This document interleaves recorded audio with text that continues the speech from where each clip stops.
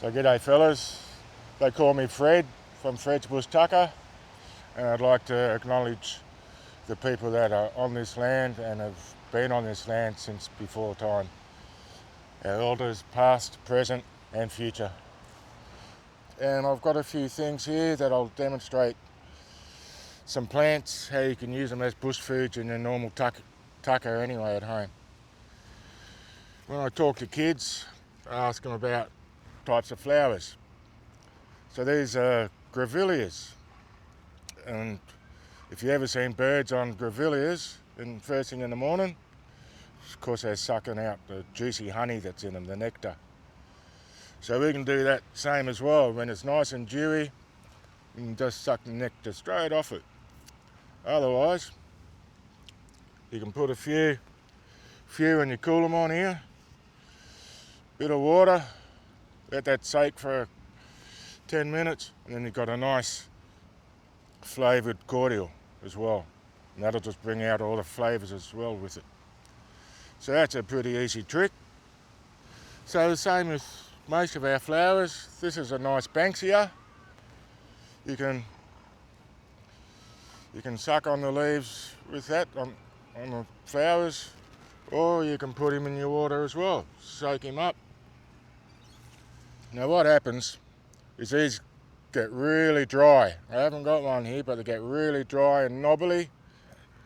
So you can put them in the fire, and next time you need to move camp, you can take one of those and you cool them on, and that'll stay alight for about 2, 3, 6 hours. So you can take it to the next campsite and light your fire again. So that's another little trick with a good old Banksia. This stuff's called Lomandra. There's a couple of wonderful things you can do with this plant. If you have a look down the bottom here, all nice and white. That means it's got lots of goodness in it. Starch. It's a bit like a raw potato. So you just have a bit of a chew on the end while you split him up. You can plait it, and see, I don't know how to plait, as you can tell.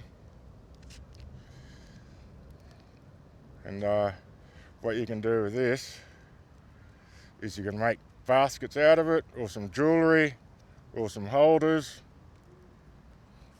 all the while getting a nice feed off the end of it. That tastes pretty good actually, and it's very, very, very strong. Makes it good for baskets. You can make eel traps out of it, all sorts of things out of just this one plant. The other thing with this plant, Lomandra, is it comes with these flower stems, and these are the green ones here, flower stem. But you got to wait till they're dry like this. Then you can shake all the seeds off. You need lots and lots, of course. Then you get your rock or your grinder, grind them all up, bit of water, and then you've got some dough for your dough bread.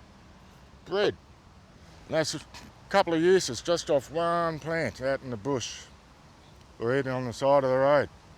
You'll find this stuff everywhere. I have some native ginger. This is what native ginger looks like. If you have a look down on the roots, sort of looks like a bit like a ginger. So you peel that back, put that in your cooking, just like you would any other ginger. Except this is a native ginger. It's in the bush everywhere as well. Pretty interesting, I think. A lot of stuff you can buy at the shopping markets these days, you can find in the bush. Because back in the day, before settlement, this place was our supermarket. If it wasn't here, we'd run out.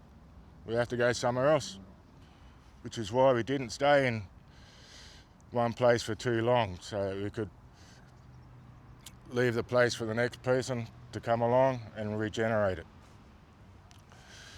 So for example, I've got some lemon myrtle here,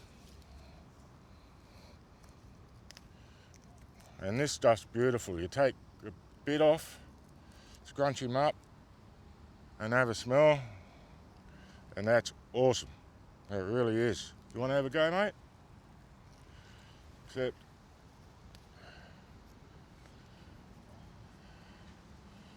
that one's going to smell like licorice. So this one's actually the aniseed myrtle. The lemon myrtle, I've got some dried here. So you scrunch him up,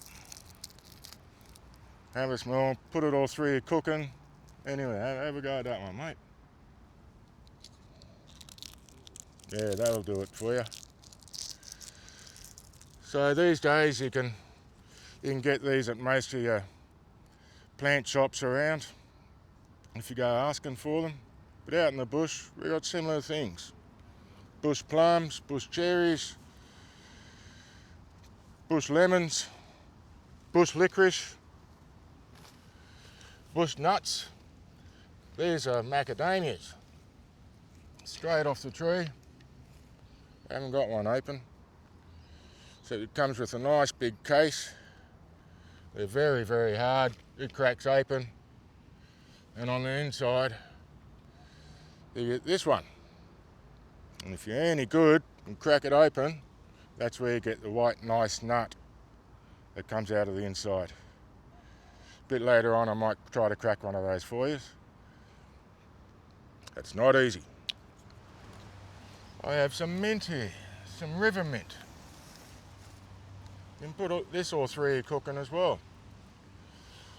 Looks like mint, smells like mint. You can find it down the beach, up the bush, in your neighbour's garden most of the time.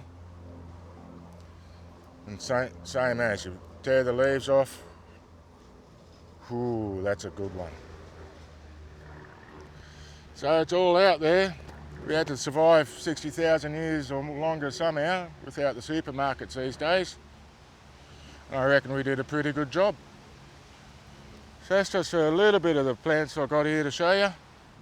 So I hope you guys learnt something new out of this. There's a whole lot more to learn. I don't know it all, that's for sure. We're all still learning. An old elder said to me once, you have to give away your knowledge so you can keep it. And that's what I take away from this. You've got to give it away so you can keep it.